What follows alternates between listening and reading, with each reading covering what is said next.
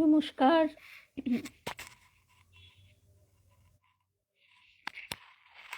নমস্কার সকল ভক্ত বন্ধুদের সাদর আহ্বান জানাই বেদান্ত মা শারদা সেবাশ্রম ফেসবুক পেজে। মা শারদা সেবাশ্রম ফেসবুক পেজে আমরা আজ বুধবার সাধারণভাবে মায়ের কথাই শুনি, কিন্তু আজকে যেহেতু বছরের শেষ দিন, আগামীকাল নতুন সূর্য, নতুন আশা এবং ঠাকুরের সেই অমোঘ আশীর্বাদ তোমাদের চৈতন্য হোক। সুতরাং আজকে আমরা ঠাকুরের কথা একটু শুনবো, তারপর মায়ের কাছে আসব। ঠাকুর মা অভেদ আমাদের গুরুদেব শ্রী শ্রী তারক ব্রহ্ম তারা দাস। গুরুদেব বলতেন, মা আর কে, ঠাকুরেরই নারী রূপ। আসলে জগতের যে একজন মাকে প্রয়োজন, সে কথা ঠাকুর বুঝেই এই কাতর আর্ত জগৎকে একজন মা দিয়েছিলেন। মায়ের কাছে আমরা যেমন সহজভাবে সব কথা বলতে পারি, তেমনি আমাদের শ্রী শ্রী মা হচ্ছেন তেমনই একজন রক্ত মাংসের মা। যেন আমাদের ঘরের মাটি গর্ভধারিণী মা, যেমন আমাদের ঠাকুমা, দিদিমা, পিসিমা, সেই রকম মা। অথচ তিনি আদ্যা শক্তি, মহামায়া, তিনি জগৎ কারণ। কিন্তু হলে কি হবে, আমরা তাকে মা বলে বুঝলেই সব বোঝার শেষ।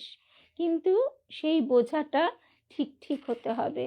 মা বলছেন যে আমি মা, তুমি সন্তান, এইটি বোঝো। এক ব্রহ্মচারী সন্তান বলেছিলেন যে না, আপনি আমায় দীক্ষা দান করেছেন, আপনি আমার গুরু, আমার মা তো ঘরে আছে, আমার গর্ভধারিণী মা।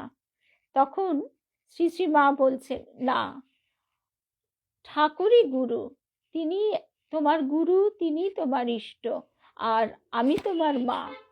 সেই ব্রহ্মচারী সন্তানটি, যিনি দীক্ষা পেয়েছেন সেদিন, তিনি কিছুতেই সে কথা মানতে রাজি নন। হঠাৎই মা বলছেন, একবার তাকিয়ে দেখো দেখি। সে মায়ের মুখের দিকে তাকিয়ে অবাক হয়ে যাচ্ছে। সে দেখছে যে সেই তার ঘরের মা, তার গর্ভধারিণী মা। তখন মা বলছেন, কি দেখলে? অর্থাৎ আমাদের ভিতরে যে মাতৃত্ব, সেই সব মাতৃত্ব তাঁরই ছায়া। সেই একমাত্র মা, শ্রী শ্রী মা, জগৎ জননী, আদ্যা শক্তি, মহামায়া, তিনি আমাদের মধ্যে দিয়ে প্রকাশিত হন। আজকে আমরা ঠাকুরের কাছে একটু থাকি, একটু বসি। ঠাকুরের কাছে কি চাইতে হবে সেও তো ঠাকুরই জানেন। আমরা কি চাইতে কি চেয়ে বসবো। তাই ঠাকুর বলছেন, তোমাদের আর কি বলি বলো, তোমরা চৈতন্য হও। ঠাকুর মায়ের শ্রীচরণে সাষ্টাঙ্গ প্রণাম নিবেদন করে, শ্রী গুরুদেবকে স্মরণ করে আমরা শুরু করি ঠাকুরের কথা। ঠাকুর ভারী সুন্দর একটি উপমা দিতেন। বলছেন পুথিকার অক্ষয় কুমার সেন মহাশয়। ভক্ত বন্ধুদের শুভ সন্ধ্যা জানাই। আজকে কোনো কারণে আমি ওপরে দেখতে পাচ্ছি কল্যাণীদি, মনে হচ্ছে আছে আজকে। কল্যাণীদি, শুভ সন্ধ্যা। আর কোনো নোটিফিকেশন আসছে না, কোনো কমেন্ট আমি দেখতে পাচ্ছি না বলে কারোর সঙ্গে আলাদাভাবে আর শুভেচ্ছা জ্ঞাপন করা সম্ভব নয়। সকল ভক্ত বন্ধুদের আগামী বছরের শুভেচ্ছা জানাই। আর আগামী বছরের আশীর্বাণী নিয়ে ঠাকুর তো অপেক্ষা করে আছেন। আমরা তার চিন্তায় নিজের মনকে যেন সম্পূর্ণ ডুবিয়ে দিতে পারি। ঠাকুর বলছেন, বর্ষাকালে মাঠ একেবারে ডুবে যায়, তখন মাঠ আর দেখা যায় না। মাঠ যেমন পুকুর, তখন মাঠ কি করে? মাঠ কেবল রাত দিন আকাশ পানে তাকিয়ে চুপ করে পড়ে থাকে। সময়ে দেখতে পায় যে জল তাকে ডুবিয়ে রেখেছিল, সে জল আর নেই, সব শুকিয়ে গেছে। তুমিও তেমনি রামকৃষ্ণ দেবের মুখপানে তাকিয়ে বসে থাকো।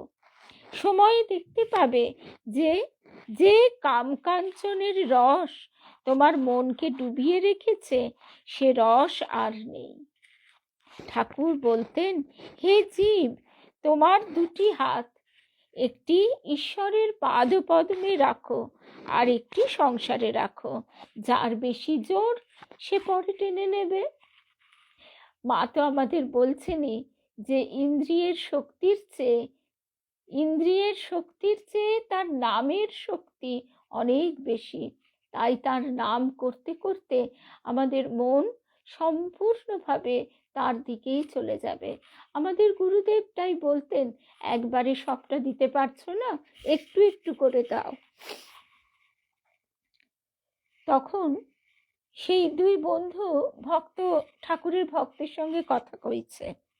এক বন্ধু বলছে, পরমহংসদেবের কথাগুলি কি সুন্দর, যতক্ষণ এর কথা শুনি ততক্ষণ কোনো কিছুই মনে থাকে না, মনটা যেন তার কথায় একেবারে ডুবে থাকে। এ বয়সে অনেক রকমের কথা শুনেছি, কিন্তু এমন মন মজানো কথা কোনোটিই নয়। যত শুনছি তত আরো শুনতে মন যাচ্ছে, অথচ হাতে যে কি নগদ পাচ্ছি তা তো কিছুই বুঝছি না। আর যেসব কথা শুনছি তাও যে কতদূর বুঝছি তাও জানি না। এখন একটা কথা জিজ্ঞাসা করি। সেই জীবন মুক্তির কথা বলতে গিয়ে বললেন, আমিটা মরে যায়, কিন্তু যদি একটুকু থাকে সে মরা আমিই হয়ে থাকে। কথাটা কি বলুন তো? তখন ভক্ত বলছেন, এ কথাটা মনের কথার চেয়েও শক্ত। ঠাকুরের কৃপায় যতটুকু দেখছি বলি শোনো। ছেলেবেলা থেকে মানুষ যে এই আমি রব ধরে, এটা বড় সর্বনেশে রব। জুজু বলে ভয় দেখালে ছেলেরা যেমন ভয় পায়, অথচ জুজু বলে একটা কোনো জিনিস নেই, তেমনি আমি বলে মানুষ চিৎকার করে বেড়ায়। আমি বলে কিন্তু কোনো জিনিসই নেই। ছেলে বড় হলে বুঝতে পারে, ছোট ছেলে বড় হলে বুঝতে পারে যে জুজু একটা ভয়বাচক শব্দ মাত্র। তেমনি মানুষের জ্ঞান হলে সে বুঝতে পারে আমি একটা অহংকার বাচক শব্দ মাত্র, জুজুর মতো অলীক মিথ্যা। পরমহংসদেব বলতেন, আমিটা কেমন জানো? যেমন পেঁয়াজের খোসা ছাড়াতে যেমন পেঁয়াজে আর পেঁয়াজ থাকে না, ফক্কা, তেমনি শরীরটা ধরে বিচার করতে করতে গেলে আমিকে আর পাওয়া যায় না। মানুষ যে এত বিষবাও জলে পড়েছে, মানুষ যে সিধে পথ ছেড়ে গোলকধাঁধার ভেতর ঢুকেছে, মানুষ যে এমন শুষ্ক ডাঙায় বাস করে অকুল জলে ভাসছে, এর মূল কারণ এই, নাই আমিকে, আছি আমি জ্ঞান করা। আমি জ্ঞানটি যে পুরো অজ্ঞান ও অবিদ্যা,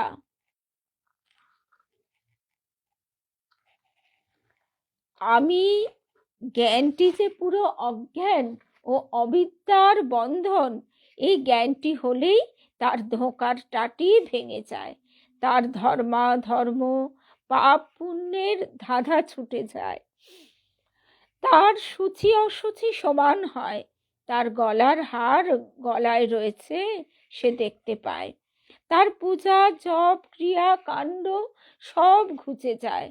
তখন তার বিশ্বময় হরিদর্শন হয়। আর যা কিছু হয় তা সে অবস্থায় না পড়লে কেউ বুঝতে পারে না। আমি অমুকের ছেলে, আমি অমুক, আমাকে জানিস না, এসব কথা যে আমি বলে সে আমিটি মিথ্যা নয় বটে, কিন্তু বস্তুত সে আমি কে জানো?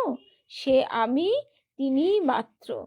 এ বিষয়টি বিচার বুদ্ধিতে স্থির করা যায় না, হাজারবার শুনলেও বোঝা যায় না। তবে হ্যাঁ, যখন ভগবান বুঝিয়ে দেন, দেখিয়ে দেন, তখন মানুষ বুঝতে পারে ও আমি হারা হয়। সৃষ্টিতে একটা বই দুটো জিনিস নেই।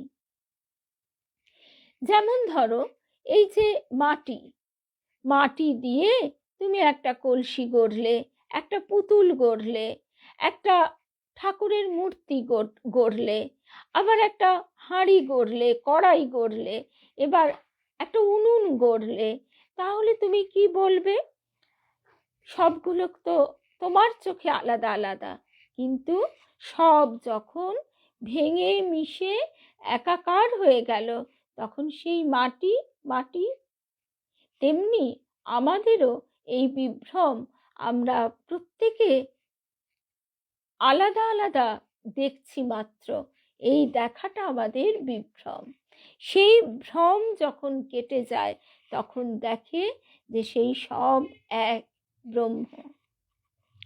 আভাসে যেমন রবারের গোলাকার দড়ি যে বস্তুকে বাঁধে, সেটা যতই মোটা হোক না কেন, দড়ির আয়তন ততই বৃদ্ধি হয়, আবার সেটা যতই সরু সূক্ষ্ম হোক না, দড়ির আয়তন ততই সরু ও সূক্ষ্ম হয়। বস্তু যতই সূক্ষ্ম হোক, বন্ধনের মধ্যেই থাকতে হয়। এই বন্ধনের পর যে কি, তা আমি জানি না, বলছেন ভক্ত অক্ষয় কুমার সেন। তার কিছুটা আভাসও জানি না। যিনি যতই বরপুত্র হন না কেন, বাঁধনের হাতে মুক্তি নেই। তবে বরপুত্রের বাঁধন প্রার্থনীয় ও দেবেশ বাঞ্ছিত, কেননা এ বাঁধনে সুখ বই, দুঃখ নেই। এরা মায়ার খেলা দেখতে দেখতে যান। এখানেও অবিদ্যার বন্ধনের মতো মনের হাসি কান্না আছে বটে, কিন্তু এ হাসি কান্না আর এক রকমের। এতে বেহুশ করে না, আর একটা মজা আছে। এসব মায়ার খেলা, মায়ার কৃপায় এ খেলা দেখবার জিনিস, শোনবারও নয়, বলবারও নয়। অর্থাৎ তার লীলা একমাত্র আমরা যদি চাক্ষুষ করি আর অন্তরে অনুভব করি, তবেই বোঝা যায়, তা না হলে ঠিক ঠিক বোঝা যায় না। এই আমিটি মরে গেলেই মানুষ মুক্ত হয়। ভগবান রামকৃষ্ণের কথা, মুক্ত হবে কবে, আমি যাবে যবে। বদ্ধ ও মুক্ত, এ দুটি অবস্থা কে জানিয়ে দেয় জানো? মন। মন যদি তোমাকে বুঝিয়ে দেয় তুমি বদ্ধ, তাহলে তুমি বদ্ধ। আর মন যখন মুক্ত বলে জানিয়ে দেয়, তখন তুমি মুক্ত। সব মনের খেলা। মনই এর ইন্দ্রিয় স্বরূপ। মন যতদিন বদ্ধ থাকে, ততদিন সর্বদাই সংশয়যুক্ত। এই অবস্থায় মনের নাম সংশয়, আর মুক্তাবস্থায় মনের নাম চৈতন্য। এ অবস্থায় মনের নাম, মানে মন যতদিন বদ্ধ থাকে, ততদিন সর্বদাই সংশয়ে যুক্ত। এ অবস্থায় মনের নাম সংশয়, আর মুক্তাবস্থায় মনের নাম চৈতন্য। মন ও বুদ্ধি দুটি বস্তু, কিন্তু শুদ্ধ অবস্থায় এক হয়, আর তখন তার নাম হয় চৈতন্য। ভগবান মন বুদ্ধির অগোচর হয়েও মনোবুদ্ধির গোচর। এর অর্থ তিনি মনের সংশয় মুক্ত অবস্থার গোচর, সংশয়যুক্ত অবস্থায় অগোচর। শুদ্ধ মন, শুদ্ধ বুদ্ধি বা চৈতন্য অবস্থার গোচর। শুদ্ধ মন, শুদ্ধ বুদ্ধি বা চৈতন্যের সহায়েই যে চৈতন্যে জগৎ চৈতন্যময়, সে চৈতন্যময়ের সাক্ষাৎকার হয়, এবং এই অবস্থায় মন বুদ্ধি চৈতন্যময়ের সঙ্গে মিশেও যেতে পারে। ঠাকুর একটি গান গাইতেন। এই গানের কতটুকু বলি শোনো। মজলো আমার মন ভ্রমরা, শ্যামাপদ নীল কমলে। চরণ কালো ভ্রমর কালো, কালোই কালো মিশে গেল। মন যখন শ্যামাপদ নীল কমলে মজে, তখন সে মন চৈতন্য অবস্থা প্রাপ্ত হয়, অর্থাৎ তখন তার আর মন নাম থাকে না, তখন তার নাম হয় শুদ্ধ মন বা চৈতন্য।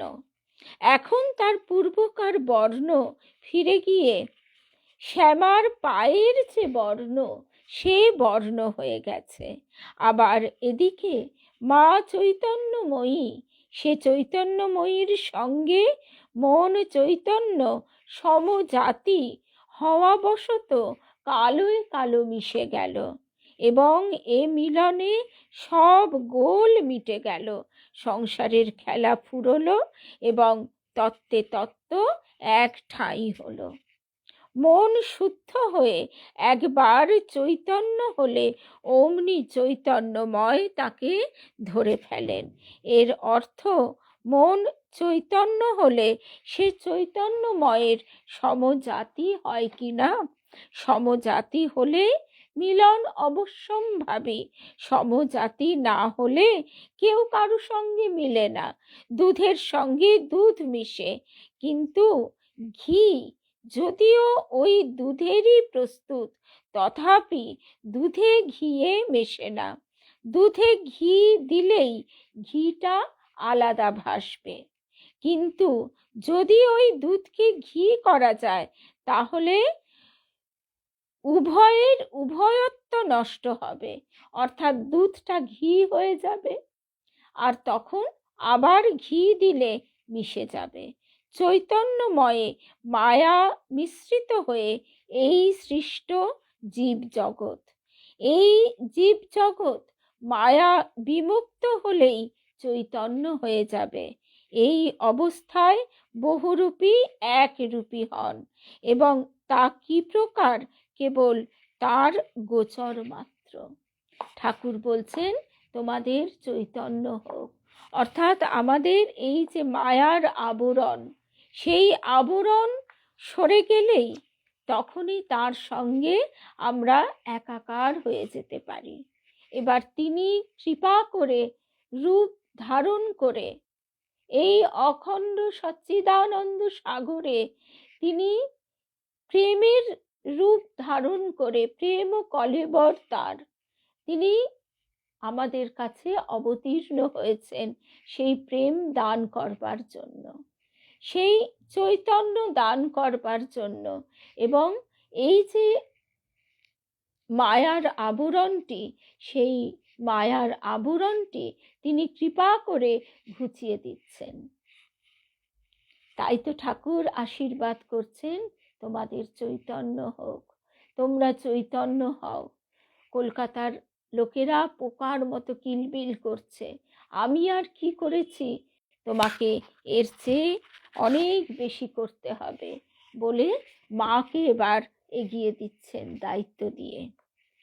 মা তখন তার সেই নারী সুলভ লজ্জায় অবগুণ্ঠিত অবস্থায় মা বলছেন যে আমি মেয়ে মানুষ, আমি কি করব? তখন ঠাকুর বলছেন, এ আর কি করেছে, এর চেয়ে অনেক বেশি তোমায় করতে হবে। জগতের যে একজন মা দরকার। স্বামী প্রভুবানন্দজি মহারাজ তাই বলছেন তার মাতৃদর্শনের স্মৃতি। আমি যেখানে জন্মেছিলাম সেখান থেকে মায়ের গ্রাম জয়রামবাটির দূরত্ব প্রায় 20 মাইল। কলকাতা থেকে জয়রামবাটি যেতে হলে তাকে আমাদের ছোট্ট শহরটির মধ্যে দিয়ে যেতে হতো, বাঁকুড়া জেলার বিষ্ণুপুর। একদিন বিকেলে আমরা 2 বন্ধু বেড়াতে বেরিয়েছি। তখন আমাদের বয়স 14-15 বছর। একটা সরাইখানার কাছে দেখি একজন গেরুয়া পরা সাধু দাঁড়িয়ে আছেন, আর তার আশেপাশে কয়েকজন মহিলা। অতগুলি মহিলাকে তার চারপাশে দেখে আমরা নিজেদের মধ্যে যা হয় সাধুটির সমালোচনা করতে করতে এগিয়ে গেলাম। আমার কিন্তু কৌতূহল হলো সাধুটির সম্বন্ধে আরও কিছু জানবার। তাই আমার বন্ধু বাড়ি চলে যাবার পর আমি ফিরে গিয়ে সাধুটিকে প্রণাম করলাম। তিনি প্রশ্ন করলেন, তুমি কি শ্রী শ্রী মায়ের দর্শন পেতে চাও? আমি শ্রী শ্রী রামকৃষ্ণ কথামৃত পড়েছিলাম, তাই একথা শুনেই আমি খুব উৎসাহ বোধ করলাম। বললাম, তার মানে রামকৃষ্ণ পরমহংস দেবের স্ত্রী? শ্রী শ্রী মা কয়েক ফুট দূরেই বসেছিলেন। সাধুটি হেসে বললেন, ওই যে মা বসে আছেন, প্রণাম করো। আমি মায়ের সামনে প্রণত হয়ে তার পা ছুঁয়ে প্রণাম করলাম। তিনি আমার চিবুকে হাত দিয়ে চুমু খেয়ে বললেন, বাবা, তোমাকে কি আগে দেখিনি? আমি বললাম, না মা।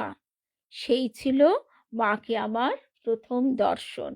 তখন কে জানতো যে তিনি জগতের মা, এবং তিনি শুধু আমাকে কেন, তার সব সন্তানকেই তিনি জানেন। কিন্তু ওই হচ্ছে কপালের ফের বা সময়ের গুণ।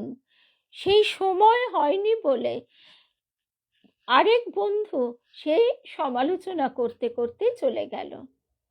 মায়ের জগতে মা তার সন্তানদের কাকে কি দিয়ে ভুলিয়ে রেখেছেন সে মাই জানেন। তার মোটে ইচ্ছে হলো না, কিন্তু স্বামী প্রভবানন্দ তার সময় হয়ে গেছে মায়ের কাছে এই জগতের খেলা ফেলে চলে আসবার। কলকাতা বিশ্ববিদ্যালয়ে পড়াশোনা করতে যখন কলকাতায় যাই, তখন প্রতি শনিবার যে সময়ে পুরুষরা মাকে প্রণাম করতেন, সে সময়ে আমি শ্রী শ্রী মাকে প্রণাম করতে যেতাম। মাকে শুধু প্রণাম করার জন্যেই লম্বা লাইন পড়ে যেত। মায়ের প্রতি আমার তেমন কিছু যে শ্রদ্ধার ভাব গড়ে উঠেছে তা কিন্তু নয়। আর সত্যি কথা বলতে কি, তার মহত্বও বুঝতাম না, কিন্তু তাও যেতাম। কারণ যতবারই আমি আমার দুটি আঙুল দিয়ে তার চরণ স্পর্শ করতাম, ততবারই অবধারিতভাবে আমার এক অদ্ভুত অনুভূতি হতো, যেন ইলেকট্রিক শক লাগতো।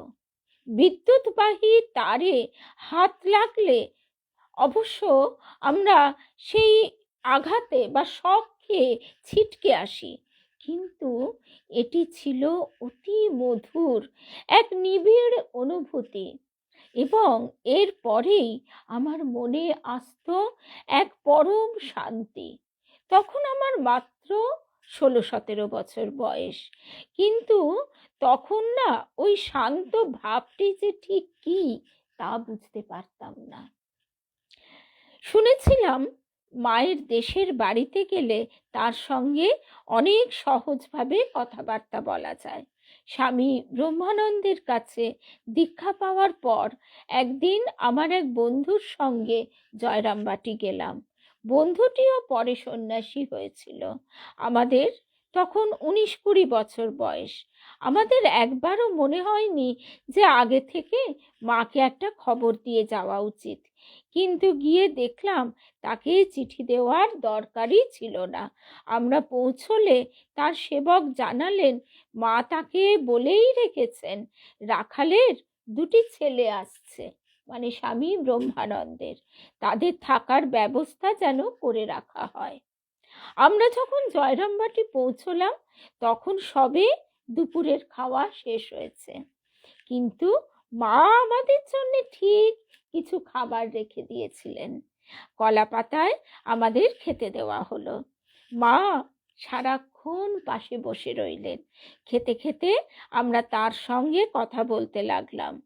খাওয়া শেষ করে এঁটো তুলতে যাচ্ছি। মা বললেন, হু, কি করছো? আমার বন্ধুটি লজ্জায় চুপ করে রইল। আমি কিন্তু সাহস করে বললাম, এই এঁটো পাতাগুলো আমরা এখানে ফেলে রেখে যেতে পারি না মা। তিনি সহজভাবে বললেন, বাছা, বাড়িতে তোমাদের নিজের মা পাশে বসে থাকলে তোমরা কি করতে? ব্যাস, সমাধান হয়ে গেল। আমরা উঠে গেলে মা জায়গাটা পরিষ্কার করে ফেললেন। মায়ের একটি বৈশিষ্ট্য ছিল, তার সান্নিধ্যে এসে অনেকেরই মনে হতো তিনি হুবহু তাদের নিজের মায়েরই মতো। আমারও ওই রকম মনে হতো, এবং আমি অনেককে জিজ্ঞেস করে দেখেছি তাদেরও ঠিক ওই এক অনুভূতি। আমার মনে হতো মা ঠিক আমার নিজের মায়ের মতো সহজ সরল স্বাভাবিক একজন গাঁয়ের মেয়ে। যদিও তখন তার সম্বন্ধে আমার এরকমই ধারণা ছিল, এবং তার আধ্যাত্মিক মহত্ব সম্বন্ধে আমি পুরোপুরি অজ্ঞ ছিলাম। তবুও তখন আমার মধ্যে যে একটা কিছু ঘটে যাচ্ছে তা আমি তখনও বুঝতে পারিনি। এখন বলতে পারি, আগে মায়ের কৃপা পেয়েছিলাম বলেই আমি স্বামী ব্রহ্মানন্দের কৃপা পেয়েছি, এবং আজ রামকৃষ্ণ সংঘে যোগদান করতে পেরেছি। স্বামী প্রভবানন্দজি মহারাজ বলছেন, শ্রী শ্রী মায়ের মধ্যে কোনো বাহ্য ঐশ্বর্যের প্রকাশ বা চটক ছিল না। অবশ্য একটা একটা চটক ছিলই, তবে তা তিনি শ্রী রামকৃষ্ণের সহধর্মিণী ছিলেন বলে নয়। শত সহস্র মানুষ মন্দিরে গিয়ে দেবতাকে যেমনভাবে পূজা করেন, আক্ষরিক অর্থে তেমন পূজা মা ছাড়া আর কেউ, বুদ্ধ, যীশুখ্রিস্ট অথবা শ্রী রামকৃষ্ণ তাদের জীবনকালে পাননি। অথচ আমি দেখেছি শত সহস্র মানুষ মাকে জগন্মাতা জ্ঞানে পূজা করছেন, আর মা এ সম্পর্কে সম্পূর্ণ উদাসীন ও নির্লিপ্ত। তার অসীম ক্ষমতার প্রকাশ ঘটেছে বহু মানুষের জীবনে, এবং তারা তার স্পর্শ মাত্রেই মুক্ত হয়ে গেছে। আমাদের মা ছিলেন সাক্ষাৎ জগন্মাতা। তা মা তো বলেইছেন, তিনি যদি নারায়ণ হন তাহলে নারায়ণের পাশে তিনি লক্ষ্মী ছাড়া আর কি। তিনি যদি শিব হন, মা তবে শিবানী। তিনি নারায়ণ, মা আমাদের নারায়ণী। মা আমাদের মহাশক্তি, আদ্যাশক্তি, মহামায়া, জগজ্জননী। মা ঠাকুর আমাদের কল্পতরু, ঠাকুর আমাদের পূর্ণ ব্রহ্ম নারায়ণ। তারই শক্তির প্রকাশ মায়ের মধ্যে দিয়ে এই অসীম অনন্ত জগৎ। সেখানে আমরা যে তার চরণ আশ্রয় পেয়েছি, তার চরণ দুটির ছায়ায় আমরা যে আছি, এই অপূর্ব কৃপা বোধটুকুই আমাদের পূর্ণ করে দেয় আনন্দে। জয় রামকৃষ্ণ, জয় রামকৃষ্ণ। আগামী বছর সবার আনন্দময় হোক। আমরা সবাই যেন তার কৃপা লাভ করে চৈতন্যের পথে, আলোর পথে এগিয়ে যেতে পারি। জয় রামকৃষ্ণ, জয় রামকৃষ্ণ, জয় রামকৃষ্ণ। আর ভক্ত বন্ধুরা সবাই যেন আমরা একসঙ্গে এইভাবে নিত্যদিন তার কথা শুনতে শুনতে, বলতে বলতে চলতে পারি। 5 পেরিয়ে গেল আমাদের শ্রীরামকৃষ্ণ পাঠচক্রের। এসবই তারই তো কৃপা, তারই গড়ে নেওয়া। সুতরাং সবটাই তার চরণে আমাদের নিবেদন, নিজেকে নিবেদন, অহং নিবেদন, যাতে আমরা সেই মহাচৈতন্যের সঙ্গে মিলে মিলে একাকার হয়ে যেতে পারি। শুধু ওই ভক্তের আমিটুকু থাকবে। ভক্ত ও ভগবানের লীলা পথে যুগে যুগে আমরা যেন চলতে পারি, তার চরণ রেণু হয়ে, তার চরণের ফুলটি হয়ে। জয় রামকৃষ্ণ, জয় রামকৃষ্ণ, জয় রামকৃষ্ণ।